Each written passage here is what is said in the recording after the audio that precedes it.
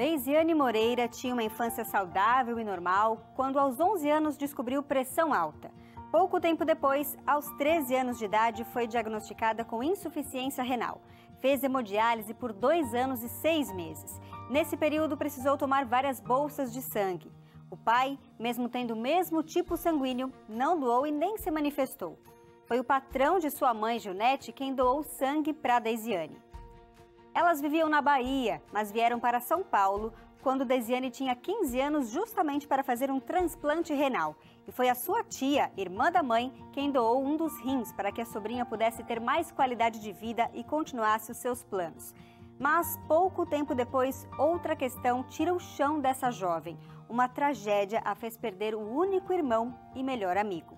Ele foi assassinado. Ela então entrou numa depressão. Sua mãe, Nete, pensou que a filha ia morrer também. Mas, para saber o desfecho dessa história impressionante, eu te espero. Daqui 30 segundos a gente conta para você.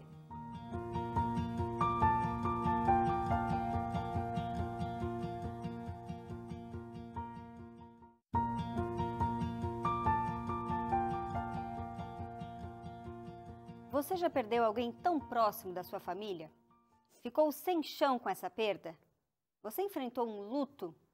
Deisiane não suportava a dor da perda do irmão, que era também o seu melhor amigo. Ela, que já tinha lutado tanto para ter uma boa saúde, até transplante de órgão precisou receber para viver. Mas a dor era tamanha que tentou suicídio algumas vezes. A depressão é uma doença emocional grave e, de acordo com a Organização Mundial da Saúde, atinge cerca de 15,5% da população no Brasil. Nete saía para trabalhar e não sabia se iria encontrar a filha viva em casa. E agora a Deisiane e a Junete vão nos contar como foi lidar com essa questão. Boa noite, meninas, sejam muito bem-vindas. Boa noite, muito obrigada. Eu vou começar aqui com a Deisiane para saber como é que era um pouco da sua luta ali com a saúde, né, antes da perda do seu irmão.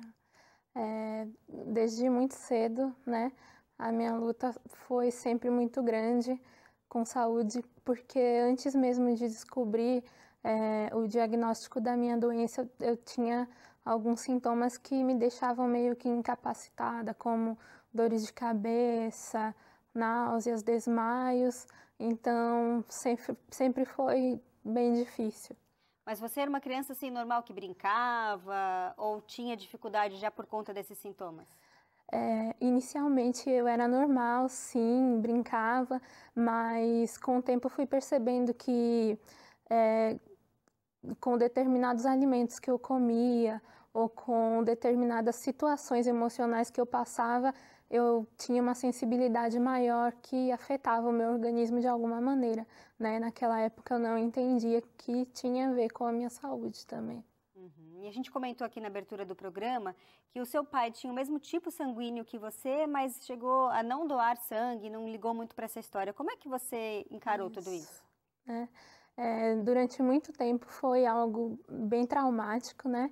Que desde a minha infância, na época que aconteceu isso, até certo tempo atrás, né? Eu sempre, isso foi algo que influenciou em diversas situações na minha vida, ali onde eu cresci me sentindo uma pessoa sempre muito rejeitada, amargurada, né? E eu desenvolvi aquela questão do aspecto de estar sempre buscando agradar, buscando a aceitação de outras pessoas, né? Através da minha aparência e até opiniões. Então, eu acredito que por muito tempo eu deixei de ser eu por conta dessa raiz de amargura e rejeição. Agora, Junete, me conta um pouquinho você, né, mãe da Deisiane, vendo tudo isso. Como é que foi a questão quando ela precisava realmente de um transplante de rim? Foi você quem pediu para sua irmã? Como é que foi essa história? Na verdade, eu não cheguei a pedir para minha irmã. Eu morava na Bahia, minha irmã ainda morava aqui. E ela foi fazer uma visita para a gente na Bahia. Quando ela chegou e viu a situação da minha filha, aí ela se ofereceu imediatamente, porque ela já estava assim, ficando com as mãos atrofiadas, já não tinha mais coordenação motora muito boa, por conta da hemodiálise, porque vai acabando com a saúde, né, da pessoa, vai ficando debilitada. E na situação que ela viu a minha filha, ela imediatamente se ofereceu para doar um rim. que graças a Deus foi uma bênção para minha filha. E aí vocês vieram então para São Paulo, Aí, onde foi feito o transplante. isso, a gente veio para cá, porque na época, na idade dela, não fazia transplante na Bahia.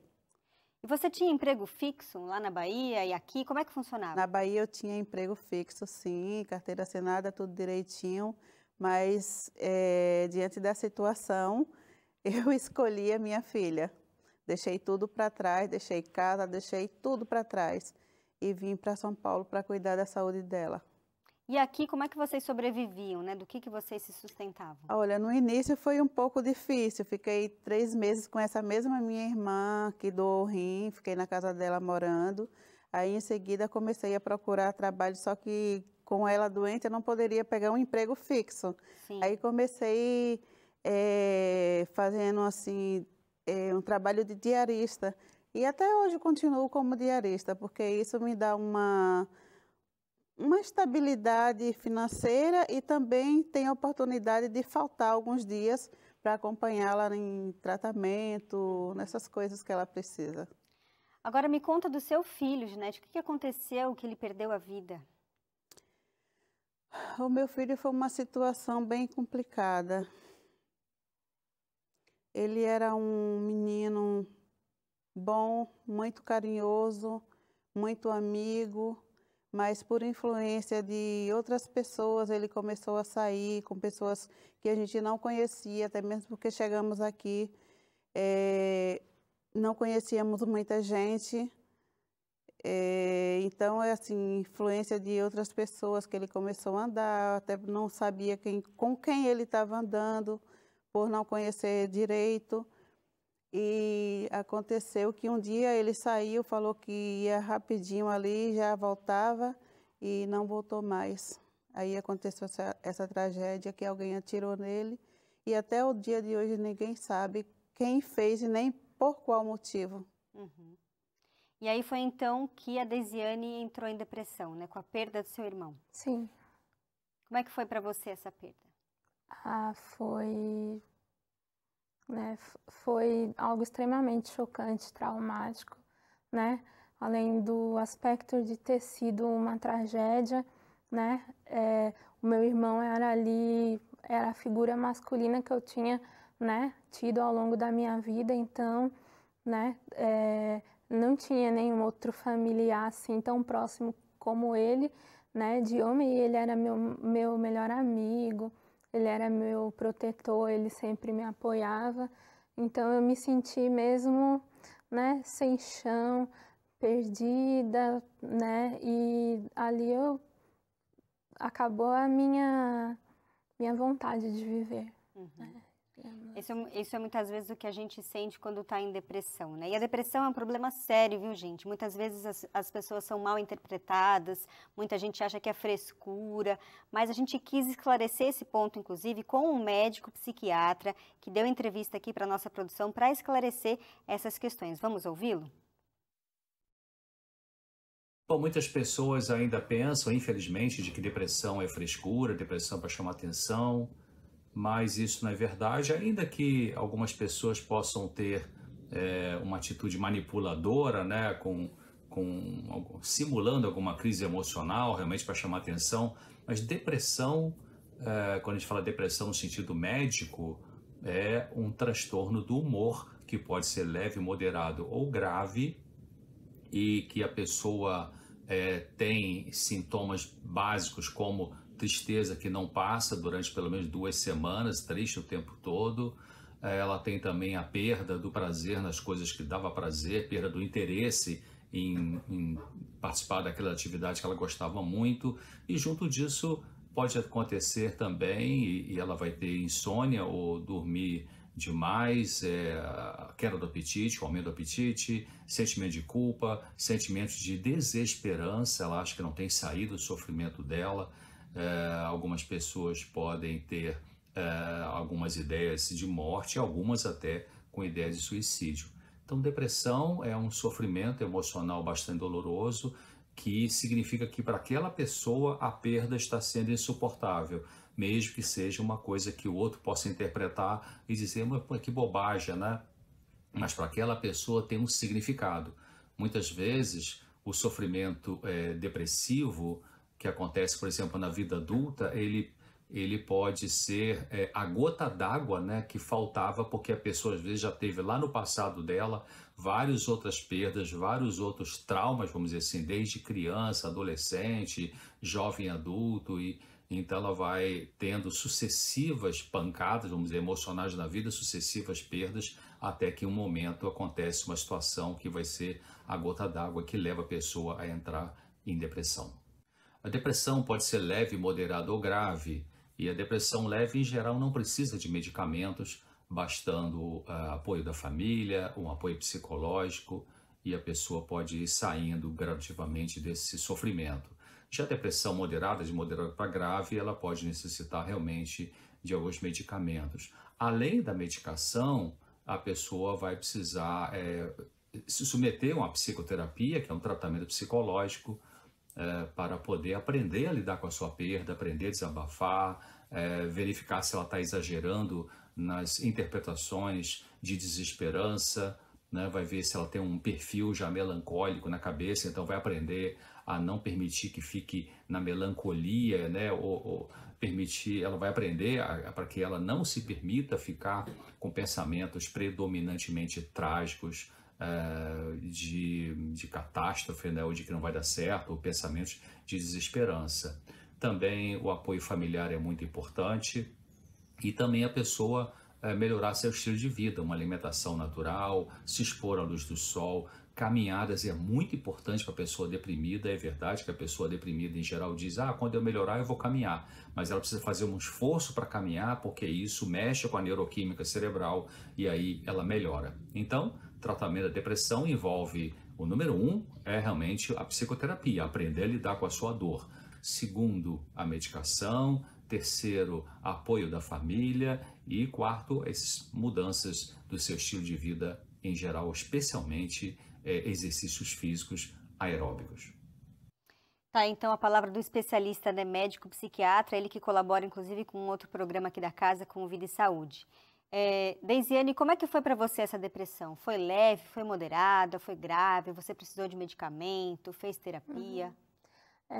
Foi uma depressão, né, extremamente grave, né, e em muitos momentos eu achei mesmo que não iria conseguir sair daquela depressão, e também foi algo muito traumático assim, né, onde eu cheguei a extremos de tentar suicídio, né, de raspar a cabeça, porque a autoestima também ela tende a cair muito quando a gente está com depressão, e simplesmente eu não queria sair, eu não queria me relacionar com ninguém, eu não queria ver nem a minha família, nem sair do quarto. Então eu estava naquele estágio mesmo de sintomas mais graves, onde o paciente já não quer mais nem tomar banho ou pentear o cabelo, enfim, desenvolver as atividades de vida diária dele.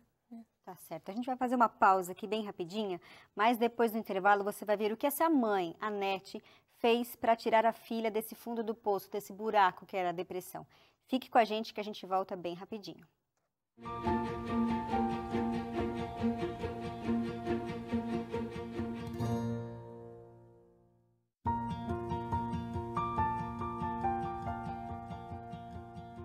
Identidade de volta nesta noite, conhecendo a história da Gilnete e Deisiane, mãe e filha. Ela que passou por uma depressão profunda durante a vida, por algumas perdas, também por uma questão de saúde bem complicada. E falando em depressão, eu quero aproveitar para oferecer para você aí de casa esse guia de estudo chamado Sentimentos, a Ciência do Existir. Ele foi escrito por uma neurocientista muito renomada, a doutora Rosana Alves, e aqui ela vai tratar de assuntos como esse: depressão, síndrome do pânico, né, doenças emocionais. A gente muitas vezes está suscetível a esse tipo de coisa nesse mundo que a gente vive, mas para você saber como sair dessa, como se orientar, como buscar ajuda e tratamento, é só pedir esse guia de estudo que ele vai chegar gratuitamente para você aí na sua casa. O telefone aparece para você aí na sua tela, é o 12 982 44 44 49. Esse é um WhatsApp, você vai entrar em contato uma equipe vai fazer ali um breve cadastro para que esse material chegue até você. Ou então você liga em horário comercial para o DDD 12 21 27 31 21. E agora vamos continuar aqui nossa conversa com a Deisiane e com a Nete. Nete, você naquela situação, vendo sua filha na depressão, não querendo sair de casa, não querendo mais viver, mas você teve uma reação assim, bem ativa, né? Você resolveu se matricular na escola junto com ela para que ela pudesse terminar os estudos. Sim, é verdade. Ela estava numa depressão tão profunda que ela já não queria mais nem sair de casa. E ela tinha vergonha de tudo. Isso deixava ela assim muito triste, porque na depressão as pessoas acham que todo mundo está sempre te acusando de alguma coisa, sempre te achando menor que tudo na vida.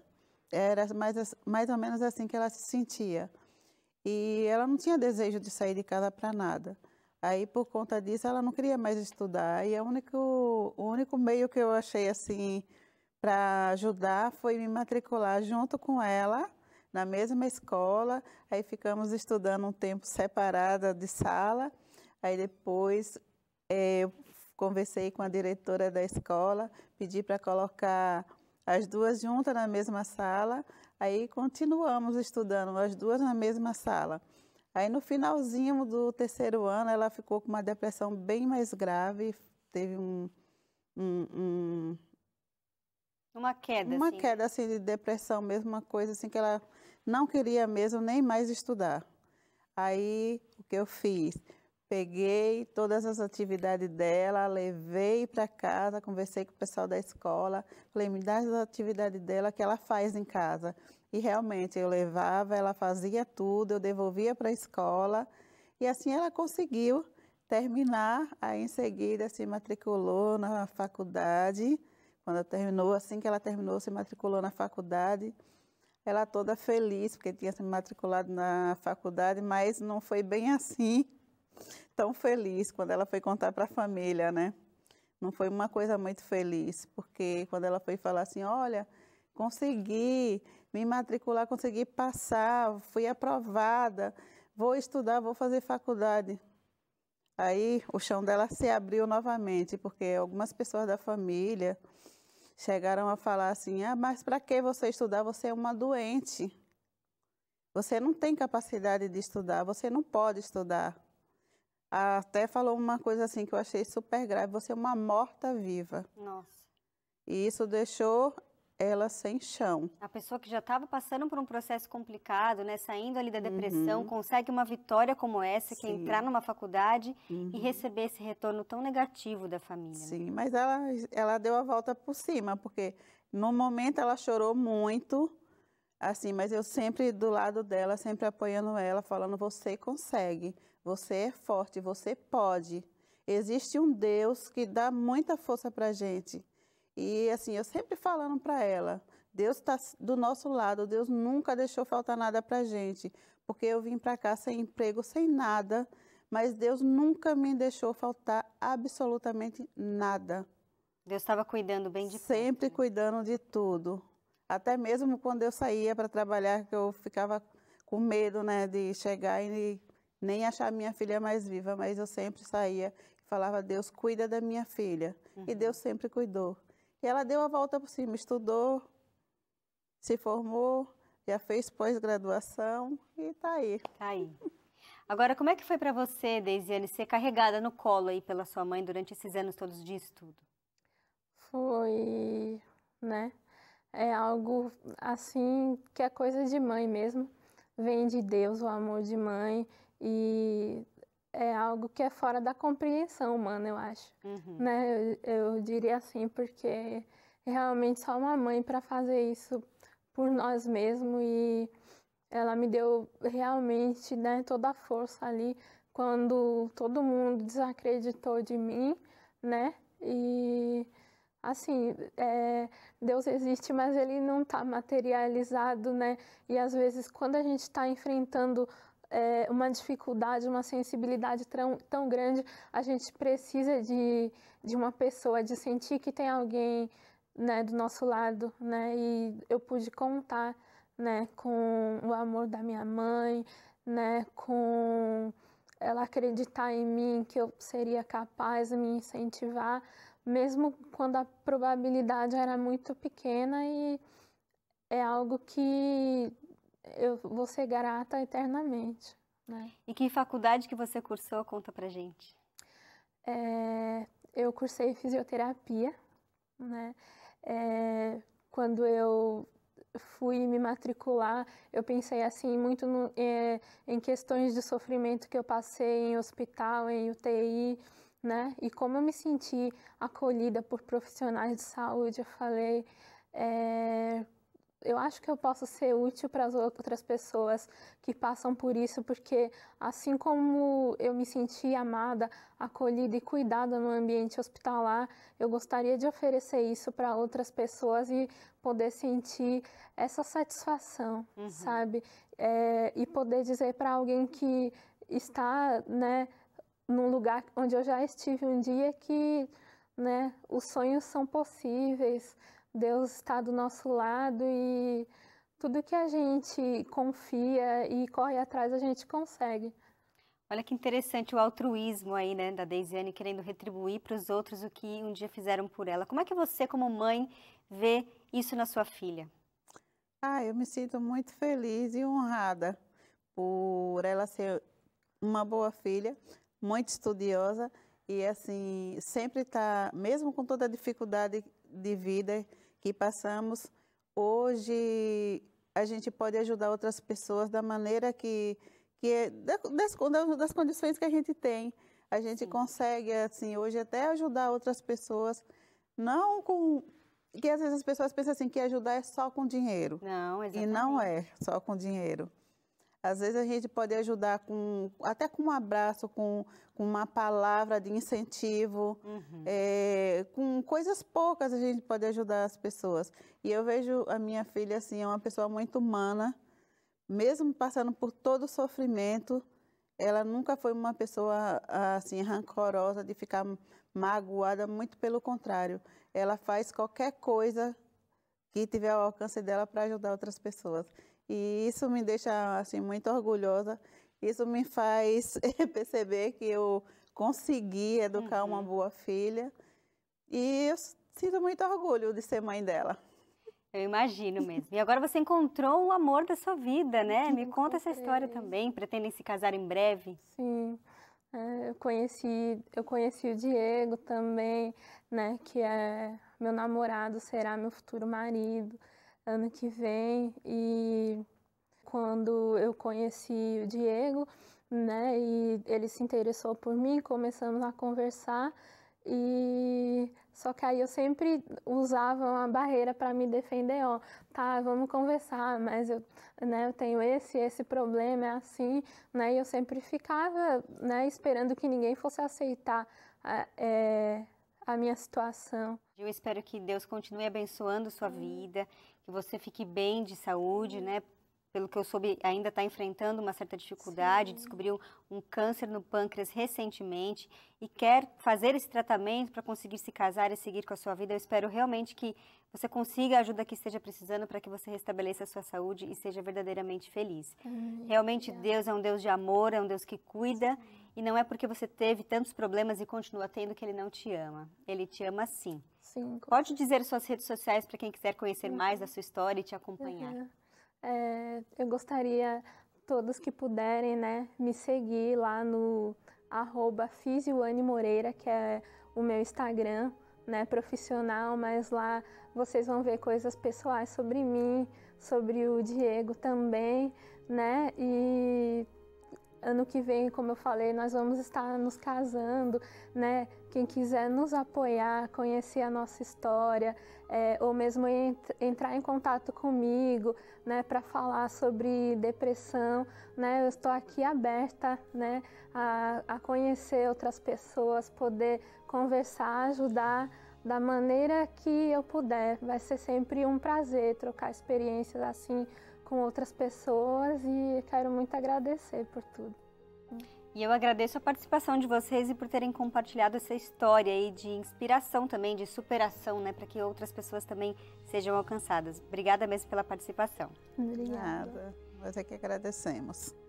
E a gente fica por aqui. Amanhã tem mais Identidade, com histórias inspiradoras como a da Nete e a da Deisiane. Tchau, tchau.